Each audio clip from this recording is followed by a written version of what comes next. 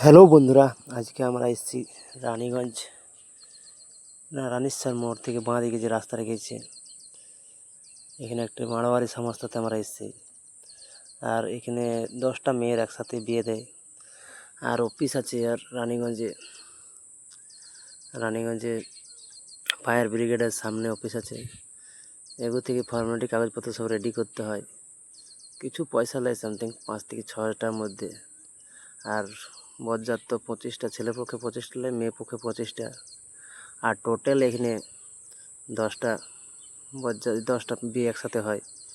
আর যে A to Z সামান দেওয়া হয়, সামানগুলো তো সব দেখলে দেখা আছে। আর আবার সামানগুলা এখানে দেখো, সব সামানগুলো আছে।